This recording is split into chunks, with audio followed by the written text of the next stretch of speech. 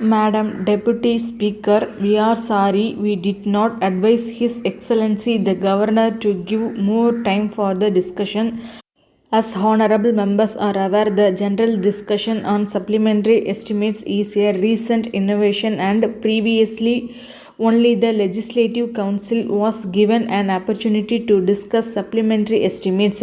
We used then to go straight away to voting on demands. I think for the last 2 or 3 years only we have introduced this procedure of having first a general discussion on the estimates, and therefore we shall be having the voting on demands tomorrow. Nevertheless, I feel we have not wrongly advised the governor so far as the time required for general discussion goes. With regard to my honorable friend's objection to the procedure adopted at present, I think he has been raising it for the last 3 or 4 years.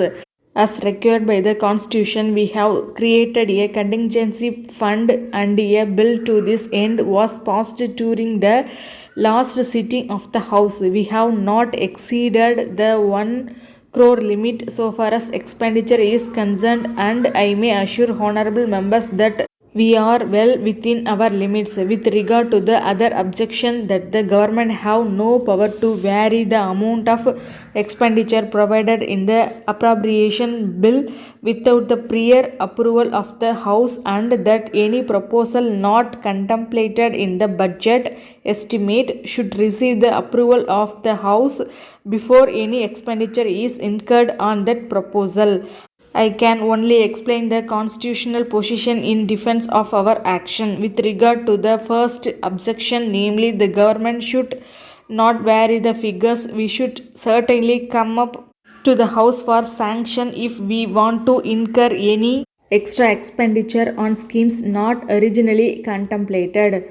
But we can certainly implement proposals for retrenchment without coming to the Assembly for prior sanction. Suppose we want to effect a cut in the provision for traveling allowance or contingent expenditure. Suppose we want to curtail some expenditure on schemes like maintenance of roads, etc.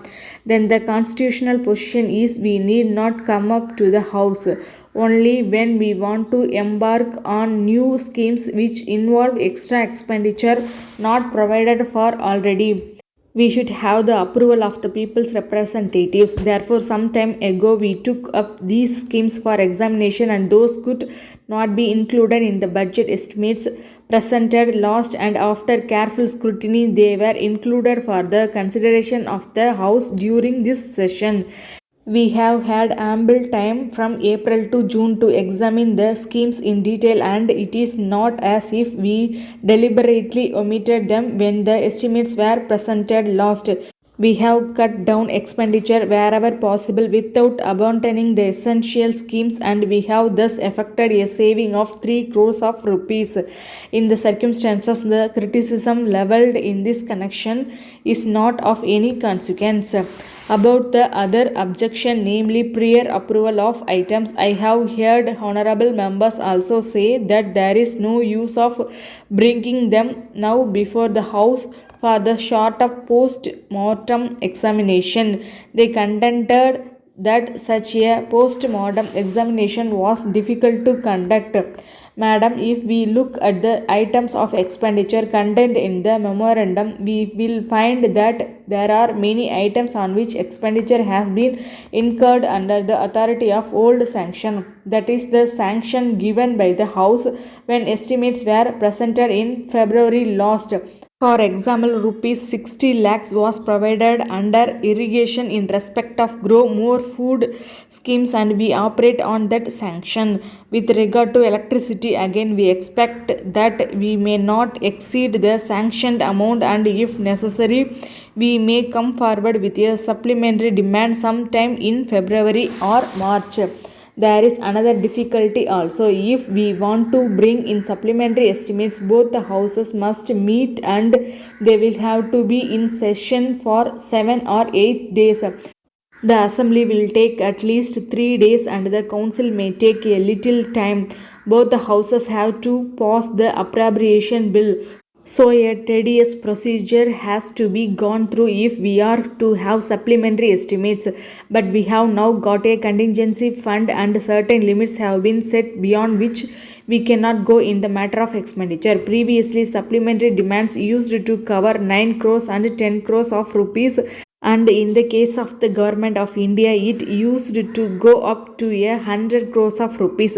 The farmers of our constitution wanted to limit our powers of expenditure and fixed 1 crore of rupees as the sum for which a contingency fund should be created. Therefore, it is not a question of our exceeding our limits, nor it is possible for small items of expenditure to come up before the House for sanction. There are also other items of expenditure which require immediate provision. Suppose some police force is required for a particular district.